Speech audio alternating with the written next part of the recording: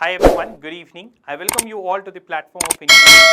My name is Shubhajit everyone, and today we are here for a very short session on a very specific topic that is known as the Ohm's law and resistance, as well as I will be also letting you know about the series and the parallel combination. ठीक है, बहुत से simple topic होने वाला है, ज़्यादा कुछ नहीं करना है, बेसिक सी टॉपिक है और कुछ भी इधर उधर की बातें नहीं करेंगे, कोई डेरिवेशन नहीं, कुछ भी नहीं, ठीक है। सिंपल एक्यूरेट चीज़ें बताऊंगा, बस उतना आप लोग कर लो तो एग्जाम में क्वेश्चन आपके बन जाएंगे, ठीक है।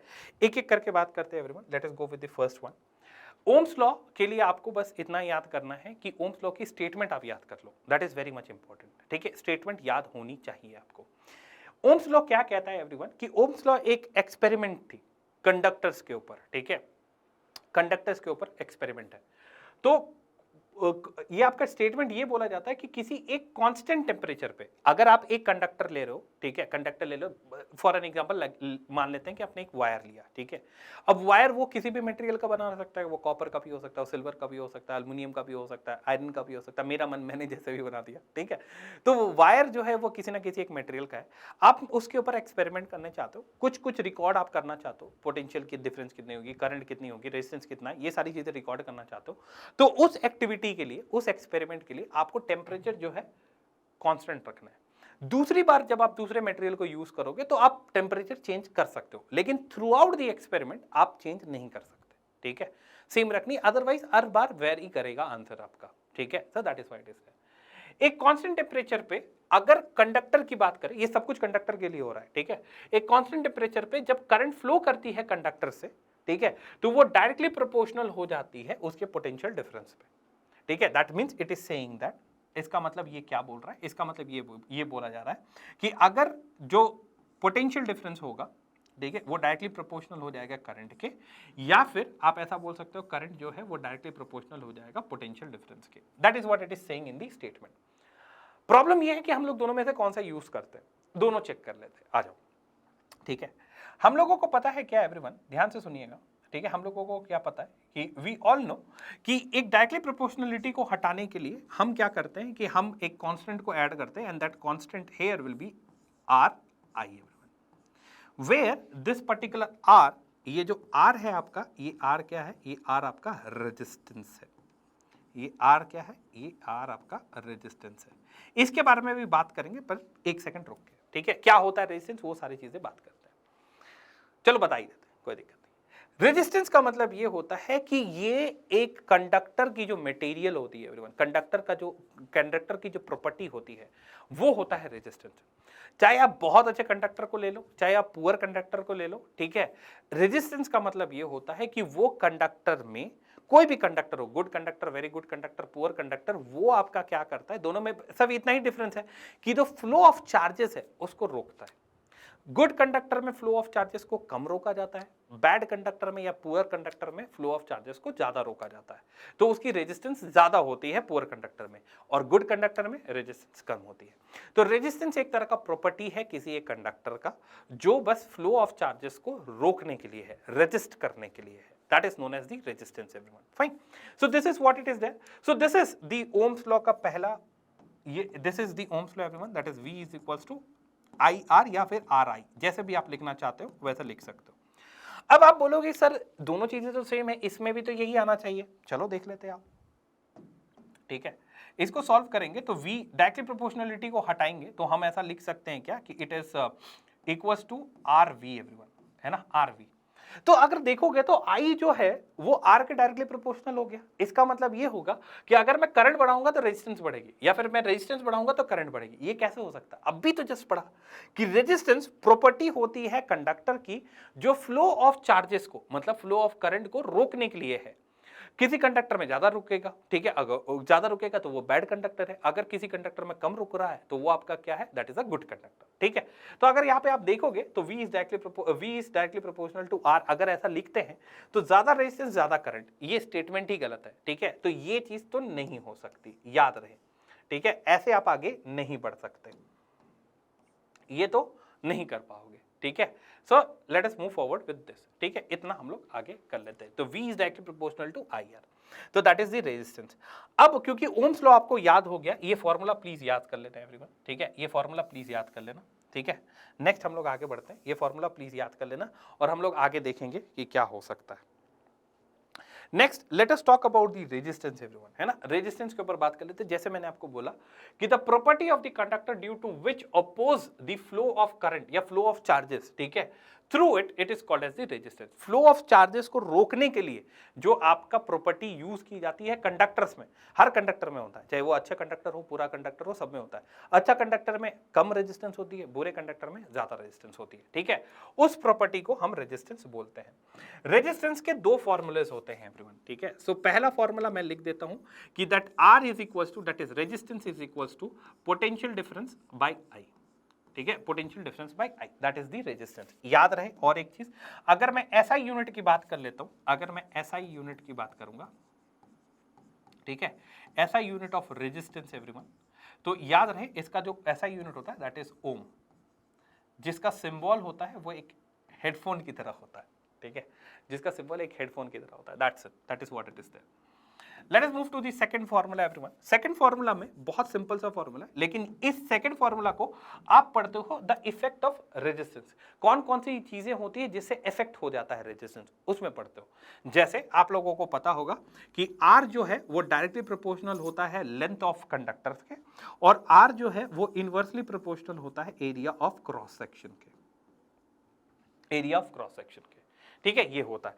अगर आप इन दोनों इक्वेशंस को जोड़ दोगे तो आप लिख सकते हो कि R जो है वो डायरेक्टली प्रोपोर्शनल हो गया किसके, length of the conductor divided by area of cross section. Directly proportionality को हटाने के लिए आप जाहिर सी बात है एक नए कांस्टेंट को लाओगे, तो constant will be R is equals to rho, this rho is called as the resistivity everyone, length of the conductor divided by area of cross section, ठीक है। अब ये आपका दूसरा फॉर्मूला हो जाता है रेजिस्टेंस का, याद रहे। This is the second formula for the resistance. यहां पे भी आर की वैल्यू ओम ही आएगी, ठीक है। हाँ, रेजिस्टिविटी के बारे में इस सेशन में कोई बात नहीं करते हम लोग, ठीक है, रेजिस्टिविटी एक अलग चीज है, उसको अब अलग देखेंगे। There are two different formulas, पहला formula R equals to V by I, और आर इज इक्वल्स टू, ठीक है, resistivity of the material multiplication of the length of the material divided by the area of cross section of the material. Area of cross section of the material में याद रहे, ठीक है, area of the cross section it is a circular, ठीक है, तो area of cross section अगर radius दिया हुआ है तो फिर पाई आर स्क्वायर हो जाएगा, अगर रेडियस दिया हुआ है तो, ठीक है, लेकिन अगर डायमीटर दी हुई है so it will B pi by 4 D square. अगर डायमीटर दिया हुआ है तो पाई बाई 4 डी स्क्वायर, अगर एरिया दी हुई है तो, अगर रेडियस दिया हुआ है तो पाई आर स्क्वायर, ठीक है, क्योंकि सर्कुलर फॉर्म में होता है, दैट इज वाई, ठीक है। So this is the entire thing about the resistance everyone. Now अब हम लोग बात कर लेते हैं, ठीक है, और भी रेजिस्टेंस, जैसे टेम्परेचर पे डिपेंड करता है, ज्यादा टेम्परेचर ज्यादा रेजिस्टेंस, मटेरियल पे ऊपर डिपेंड करता है, गुड कंडक्टर बैड कंडक्टर, जैसे मैंने आपको बताया स्टार्टिंग में, नेचर के ऊपर ज्यादा डिपेंड करता है। हम लोग बात कर लेते हैं सीरीज कॉम्बिनेशन के ऊपर एवरीवन। जब रेजिस्टर्स, फिगर देख लो, जब रेजिस्टर्स एक दूसरे के लगातार रहे, एक दूसरे के लगातार रहे, ठीक है, पहला रेजिस्टर, दूसरा रेजिस्टर, तीसरा रेजिस्टर, कहीं पे भी कोई ब्रेकेज नहीं है, वो लगातार एक दूसरे के कनेक्शन में है, ठीक है, then this type of combination, इस तरह के जो कॉम्बिनेशन है उनको हम, इस तरह के जो कॉम्बिनेशन है उनको हम सीरीज कॉम्बिनेशन कहते हैं। इस तरह के कॉम्बिनेशन है उनको हम सीरीज कॉम्बिनेशन कहते हैं। लगातार रेजिस्टर कनेक्टेड रहे एक दूसरे से, ये क्या हो गया, ये पोटेंशियल डिफरेंस हो गया, ठीक है। कुछ पॉइंट्स हैं जो आपको सीरीज कॉम्बिनेशन में याद रखने हैं एवरीवन। पहला पॉइंट ये है कि अगर हम करंट की बात करें, current is same for each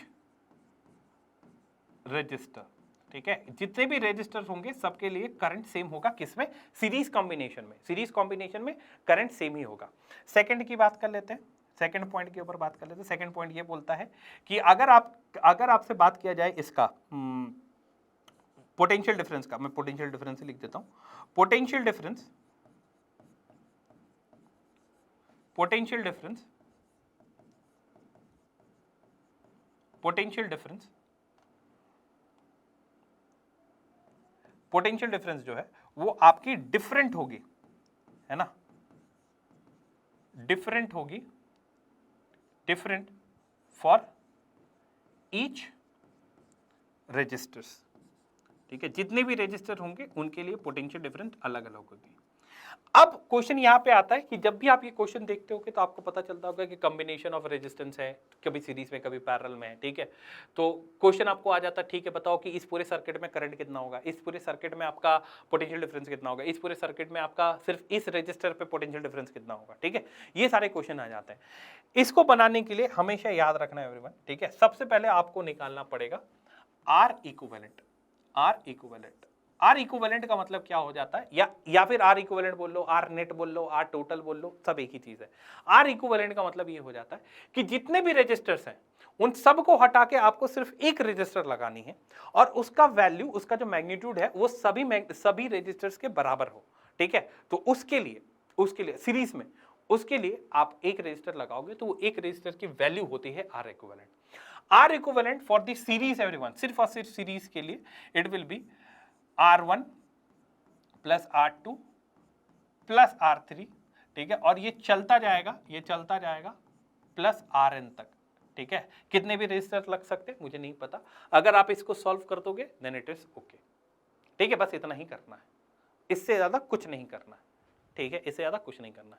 फिर अगर आपसे पूछा जाए कि अच्छा एक बात बताओ इस पूरे सर्किट में करंट कितना होगा, तो the current in the entire circuit, इसके लिए ओम्स लॉ लगाओगे, that is V is equal to I for entire circuit. अब यहाँ पे जो R है उस R के जगह पे आप लिखोगे R इक्विवेलेंट। तो जैसे R इक्विवेलेंट लिखोगे तो आपको करंट भी मिल जाएगा, टोटल वोल्टेज भी मिल जाएगा, ठीक है। और आपको आगे भी चीजें मिलती रहेंगी। So that is what it is. This is the R equivalent for the series combination everyone. बस इतना 2 पॉइंट आपको याद रखना है, ये फॉर्मूला याद रखनी है, दैट्स इट, ठीक है। और कुछ नहीं करना। Let us talk about the parallel combination everyone. Parallel combination के ऊपर बात कर लेते हैं। पैरेलल कॉम्बिनेशन में क्या होता है कि जो रेजिस्टर्स होती हैं वो एक के बाद एक नहीं लगी हुई रहती हैं। उनमें जो वायर होता है that wire is also separated, ठीक है। सिर्फ एक मेन वायर दौड़ेगी, उसी मेन वायर से सारे रेजिस्टर्स कनेक्टेड रहेंगे। वायर पर कनेक्टेड नहीं है, उस वायर से कनेक्टेड है, ठीक है। अलग अलग जगह से कनेक्टेड है, that you can look like this. So in this particular condition आप यहाँ पर देख सकते हो, that is the R1, this is the R2 और ये आपका R3 है everyone, और ये आपका वोल्टेज है, that is the potential difference, ठीक है। In this condition there are few things that you have to remember। क्या क्या चीजें हैं जो आपको याद कर लेनी चाहिए। पहला चीज ये है कि इसमें जो करंट है, इसमें जो करंट है, करंट इज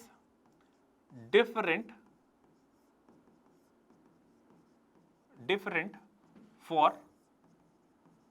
each register। अलग अलग रजिस्टर के लिए अलग अलग करंट है, ठीक है। सेकंड, पोटेंशियल डिफरेंस जो होगी, पोटेंशियल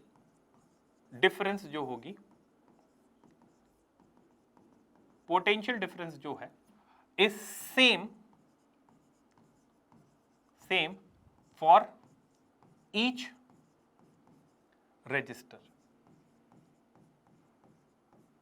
ठीक है। पोटेंशियल डिफरेंस जो है पूरे रजिस्टर की, जितने भी रजिस्टर है सबके लिए सेम होगी, ठीक है। इसमें भी आपको आर इक्विवेलेंट निकालना है, ठीक है।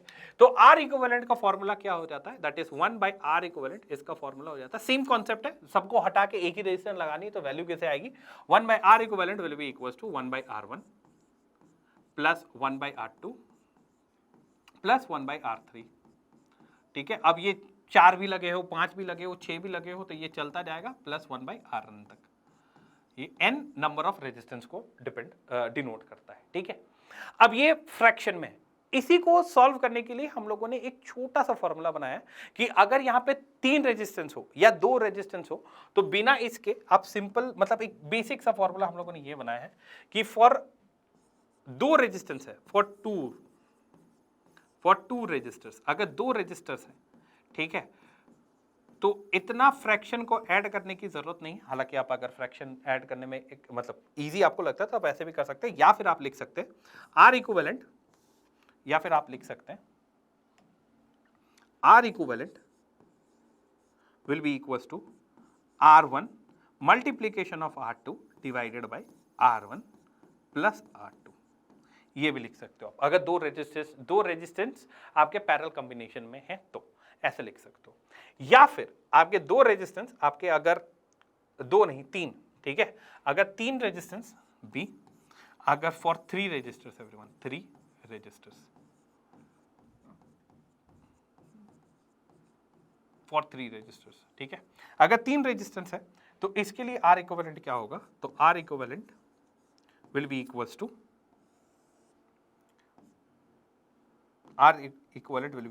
R1 multiplication of R2 plus R2 multiplication of R3 plus R3 multiplication of R1, ठीक है, R1, और न्यूमिनेटर में R1 multiply by R2 multiply by R3। That is the formula for the R equivalent अगर वो parallel में है तो। ये 2 पॉइंट्स और ये पूरा फॉर्मूला, अगर ये बेसिक फॉर्मूला यही है, याद रहे, ठीक है। अगर आप सबको ये 2 चीजें नहीं याद है कोई दिक्कत नहीं, इतना याद है तो भी सॉल्व हो जाएंगे, ठीक है। बस इतना ही आप लोगों को याद करना है एवरीवन। सो